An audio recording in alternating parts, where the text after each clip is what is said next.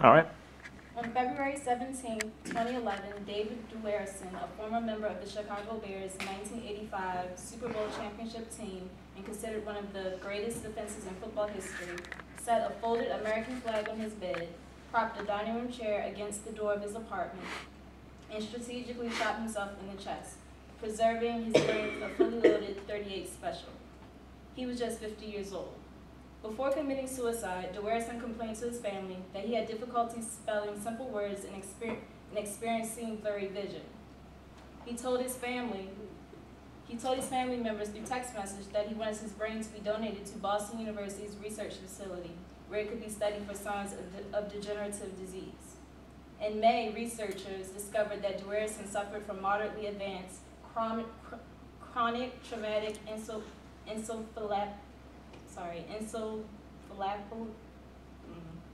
CTE. That's the short word, CTE, a disease linked to head trauma. Duerson sacrificed himself in order to further the study of research of the decline in health of football players and enlighten the world that the sport of football is dangerous.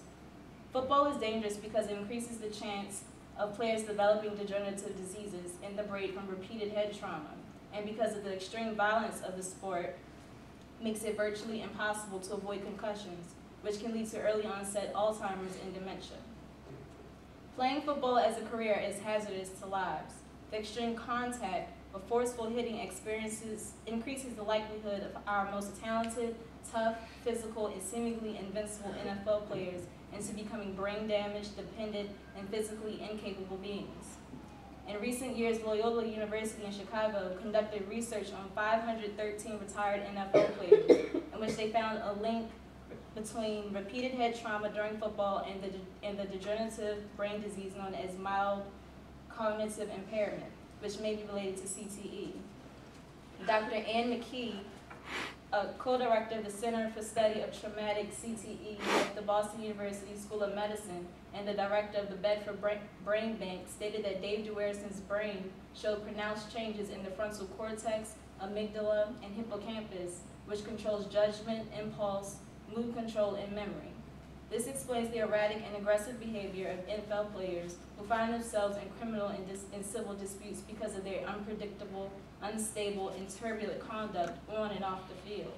In 2009, at the age of 26, after falling out of a moving pickup truck, researchers discovered that Cincinnati Bengals receiver Chris Henry had sludge, tangles, and threads of toxic proteins in his brain, which are all conditions associated with dementia and Alzheimer's disease. Legendary Colts tight end John Mackey died at the age of 69 after battling frontotemporal dementia for 10 years. At the last years of his life, his family moved him to Baltimore's Keswick Care Center because his brain deteriorated to the point where he acted as if he were an infant and suffered from memory loss. After donating his brain to the Sports Legacy Institute in Boston, researchers concluded that Mackey's brain deteriorated to the point where he suffered from memory loss, dementia, and incontinence. Making football safe is impossible because it's hard to avoid and prevent players from getting concussions because it is an extreme contact sport. In the Journal of Athletic Training, a 2008 study concluded that 33,000 or 12% of all high school football athletes suffered from concussions. So not only professional athletes, but high school athletes can begin to develop degenerative diseases in the brain before their body has even fully developed. For juveniles and teenage football players, football is potentially life-threatening because repeated blows to the head increases health risks and endangers them. Jaquan Waller, a 16-year-old running back at Rose High School in Greenville, North Carolina, collapsed after being tackled during a game in September 2008. The next day, he was brain dead and removed from life support. Jaquan was one of several high school athletes who died in games or practice in North Carolina during the 2008-2009 school year. But his death was especially sobering because he had returned to play just 2 days after suffering a concussion. It is not necessary for children to chase a dream of playing professional football in order to gain superficial rewards of glory, honor, and praise from the public when it endangers their lives with significant risk and can limit their quality of life.